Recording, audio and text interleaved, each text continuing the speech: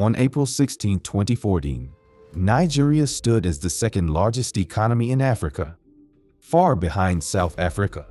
The very next day, the world awoke to a startling revelation. Nigeria had become the largest economy on the continent, with an overnight economic growth of 89%. The Nigerian economy, previously valued at $354 billion, had soared to $509 billion within 24 hours.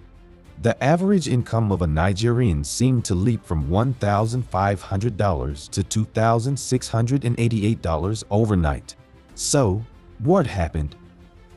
Was it a newly discovered economic treasure, corruption, or something else entirely? Let's find out.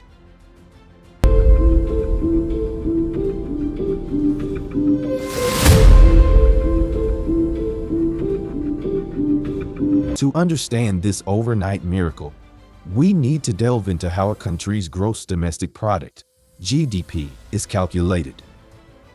GDP estimates involve collecting data on economic output from a range of businesses across sectors such as agriculture, industry, and services.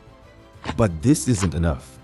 The true economic growth of a country is gauged by referencing prices to a base year, which should be updated periodically to reflect the contemporary state of the economy.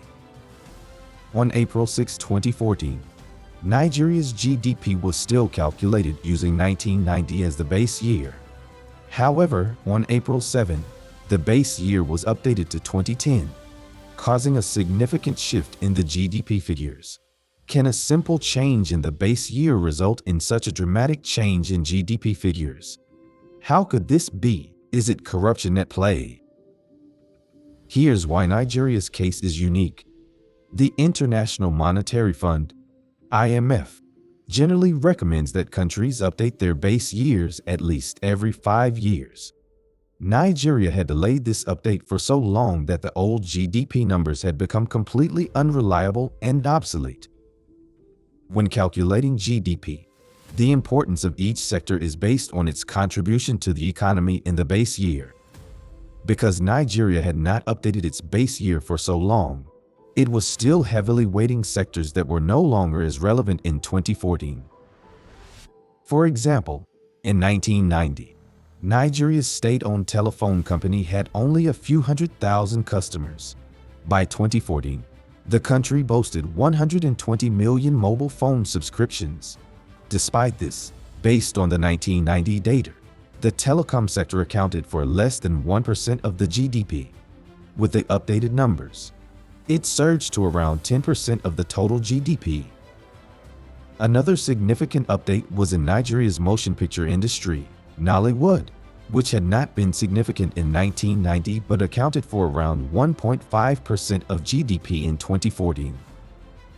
What did this mean for ordinary Nigerians and Africa as a whole? South Africa suddenly found itself dethroned as the richest country in Africa.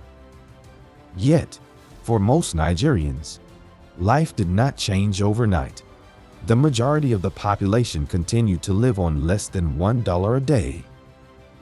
In the long term, however, this correction had significant implications for Nigeria's economy, especially from a global perspective. Nigeria's economy was no longer perceived as being dominated by oil. The oil sector's share of GDP dropped from 33% to 14% overnight, while the manufacturing and service sectors appeared to be booming. This provided a more accurate and appealing picture of the economy to international investors and governments. So, what does Nigeria's experience tell us? Calculating GDP, especially in a developing country, is extremely complex. Until a more standardized and structured method is established, there will be occasional discrepancies and concerns about corruption. Several other African countries have faced similar challenges in updating their GDP figures. These issues include faulty designs, inadequate sample sizes, and data collection difficulties. In this new digital age, hopefully, the calculation of GDP will become more standardized and structured, allowing for more accurate comparisons across countries.